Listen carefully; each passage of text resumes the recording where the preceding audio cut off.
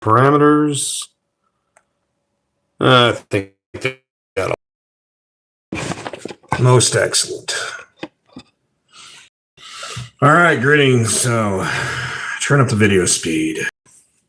What I want to talk about right now is modular underground homes. I'll talk about, the better designs later. But this is a simple design where this could be employed in a great number of places to quickly build homes and land in places that otherwise would be, problematic. Where am I going with this? Well, this is some more boring science talk, ideas for people that maybe actually really believe in doing things for the environment. Because, like I've said before, a lot of the activist movement is just actors, not activists. They're not acting on anything. They're just acting, pretending.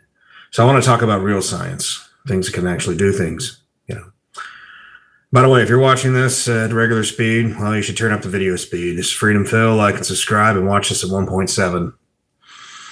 Let's get into it.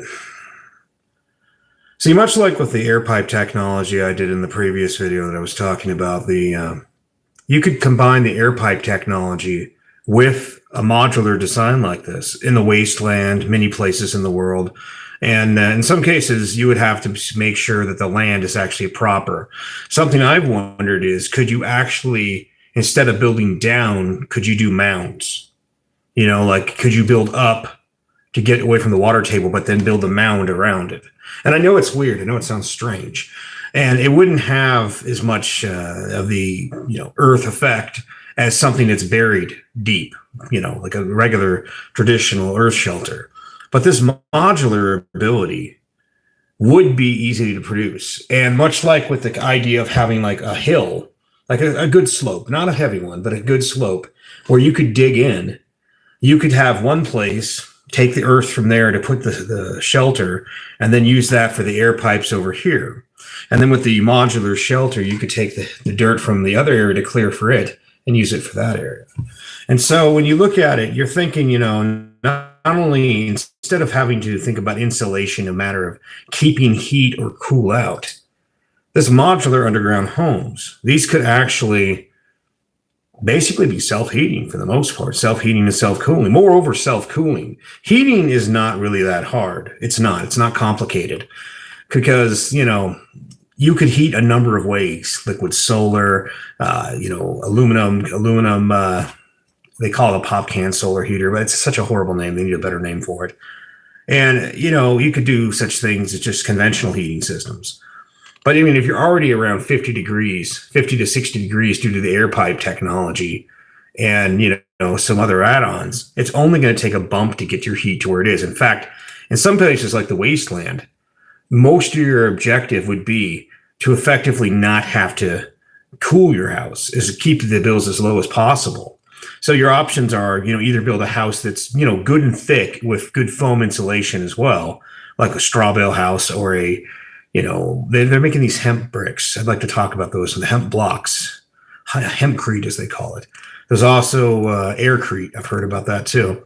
There's actually some of the places out here called Dome Technologies. It's left over from way back in the day.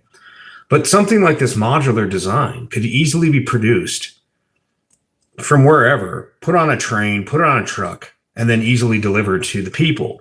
And then as long as it's safe and certified, yes, we could build homes all over the wasteland. And why do I say the wasteland? Because there's so much of it out there. And the real challenge of the wasteland isn't because it's a desolate, dead zone. You can make a dead zone look beautiful. I don't know how many of you have ever seen, gardening in the cities. Like you go to Mesquite or St. George or Vegas, and instead of using lots of plants, you use a minimal amount of plants and a lot of rock, like colored rock and, some cactuses here and there, and then maybe some statuary. And then you have a small lawn, or some people just have with the really nice fancy astroturf instead in the backyard. But the point of it is, you could build a community on land that normally people would look at and just say this is impossible. And because of the air pipe technology and the house being built into the earth, you're talking 50, 60 degrees year round. Now, I'd say a good 8 months, or at least probably more like 10 months of the year, you want some sort of AC in the wasteland. Now, we could do this also with greenhouses as well.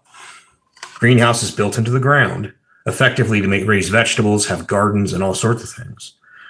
And it is to end a lot of the housing problems. Places where it's too hot, you could think about from this perspective, you know, I don't know. I'm just looking at it and thinking what could be, and the energy usage would be so much less. All the AC not being used, the reduction in heat. Once again, that could be used to power electric cars or so many other things, you know? So societies, communities that are completely self-sufficient. In fact, they could actually produce excess power if they were connected to the grid and pump it back out. As were the standard house design. Walls that are about this thick on the exterior, which is not impressive. I'm just saying. I mean, my walls are about 2 feet thick here. And that's just because this is an old railroad house. So when I look at this situation, I think something like this could potentially solve a lot of the problems because, you know, I don't know if you've noticed, but it's kind of funny. Some places in the wasteland are ridiculously expensive. It's nothing but creosote bush and nothingness. What about all this government land? Is it not we the people? So I don't know. It'll likely never happen. But it would be nice to see a community that builds something like this with modular designs or a traditional design. And I'll talk more about the traditional design later and some other alternatives. So anyways, this is just more boring science stuff.